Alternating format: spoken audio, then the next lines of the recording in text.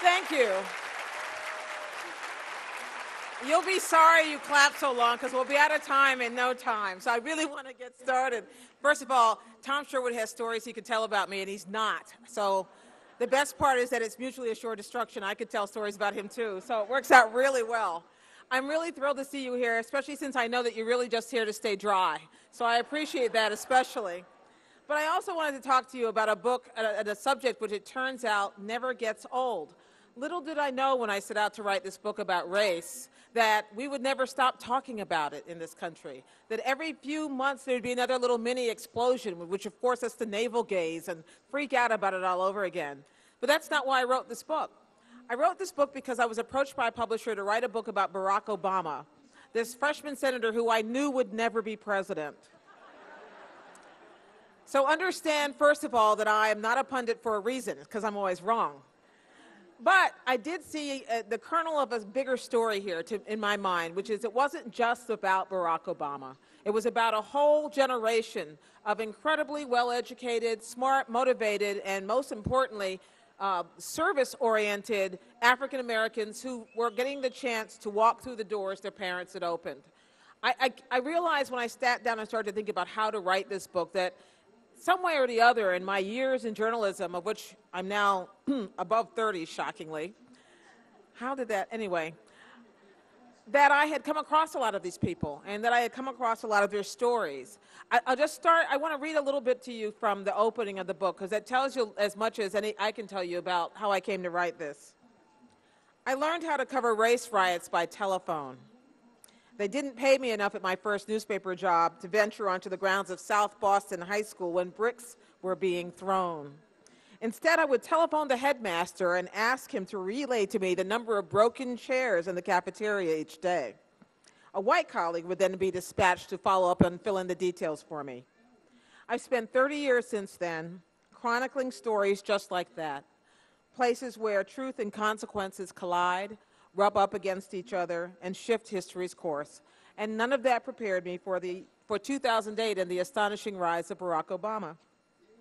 It's true that he accomplished what no black man had before, but it went further than that.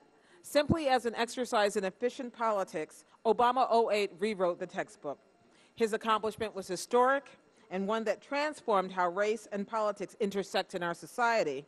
Obama is the leading edge of that change, however, but his success is merely the ripple in a pond that grows deeper every day. So not having written a book before, I thought, well, how does one do such a thing? Well, I do what I do as a journalist, which I interviewed people. And the more people I interviewed, they would point me out to someone else, and someone else, and someone else. And I began to discover that they had a lot of common stories, that Barack Obama and Deval Patrick, the governor of Massachusetts, and Arthur Davis, who's a congressman from Alabama, who's running for governor of Alabama this year, talk about audacity of hope. I mean, you know, that might happen. We have a black president, who knows? And Cory Booker, the mayor of Newark, New Jersey. And the more I talked, Newark's in the house, yeah. And the more I talked to them, the more I heard them saying the same things. For instance, that they were told that they couldn't do it. Each of them had run against an entrenched black incumbent and lost the first time they tried, and they tried it again. The more I talked to them, the more it became clear to me that they were all answering the same questions like, are you really black enough? You know, you're an educated person. Is that really black? Or they were being told they were too black because they associated with controversial preachers or things. So along the way, I began to say there's something common that they have in common. One of the things they had in common is the soft spot that I have for politicians, is that as many rogues as there are, as many crazy ones as there seem to be periodically, I have always, the vast majority of the politicians I've ever interviewed are interesting people who are engaged in public service, who want to do something for the right reasons and want to represent. So here was a group of people who wanted to represent, but who, however, had never marched on the Mall to the Lincoln Memorial, had never sat at a lunch counter. In fact, they didn't know what lunch counters were by the time they came along. They were people in their 40s, some in their early 50s, but younger, who all of a sudden said, well, I have this opportunity, what can I do with it? As I came along, I came along a couple of interesting things, and I'm racing through because I really want to leave time for your questions, because that's when I get, hi Bert, that's when I get, my brother, I'm sorry, that's when I get the most interesting part of this. When I start to hear what you are thinking, because so much has happened since this book came out, obviously.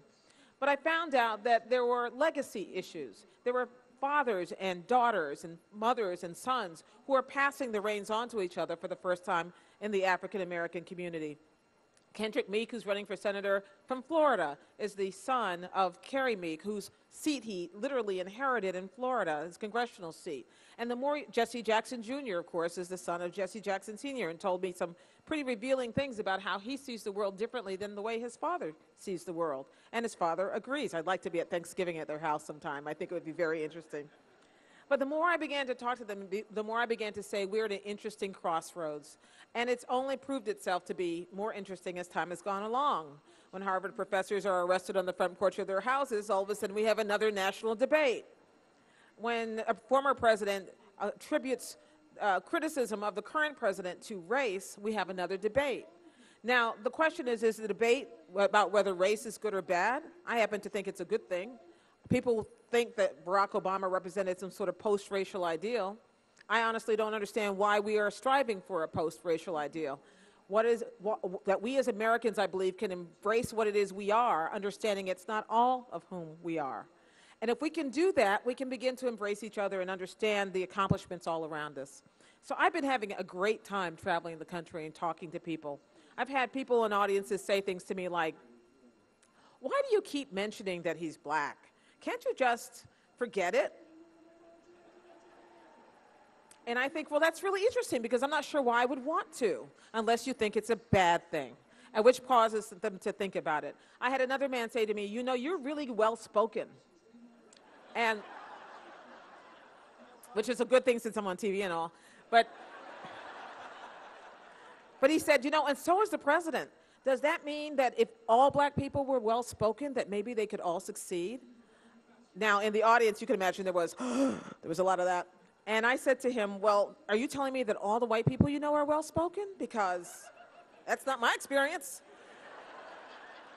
And, but it gave him a chance to stop and think about what he had said and how he had phrased it and whether it was real or not.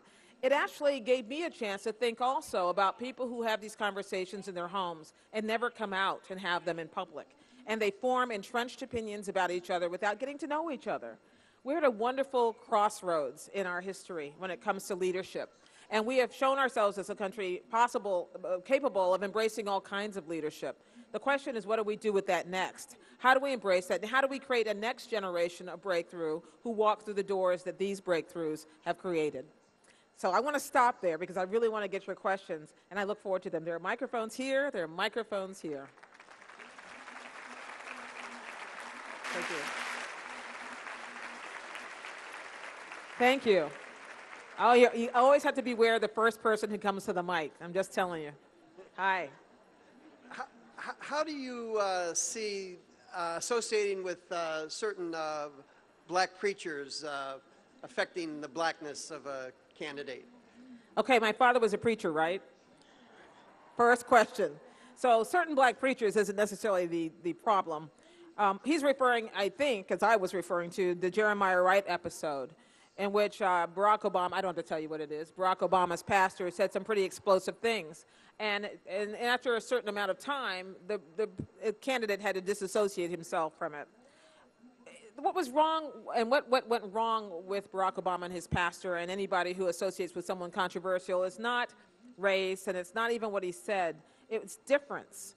Any politician worth his salt, no matter what color, no matter what background, is trying to lessen the amount of difference between them and the people whose votes they're asking for. They're wanting to sell you on the idea that I care about your issues and I am more like you than unlike you. Anything that happens which makes a voter stop and think, he doesn't get me, is going to lose you a vote. And that's what a Jeremiah Wright episode did. That's what, and I could go through all the scandals I've covered with different candidates over the years. But the fact is, they all want to do something. They want you to say, I feel your pain. They want you to get that you get them. And to the extent that race, which is always a flashpoint in our society, magnifies any sense of difference, it becomes even a bigger problem. So this is why you have a president who doesn't really like to talk that much about race, because it's not that he doesn't see himself as an African American, it's that he knows that anything he does that makes him seem different from people who he wants to support him is going to make it difficult for him to sell his policies and his plans.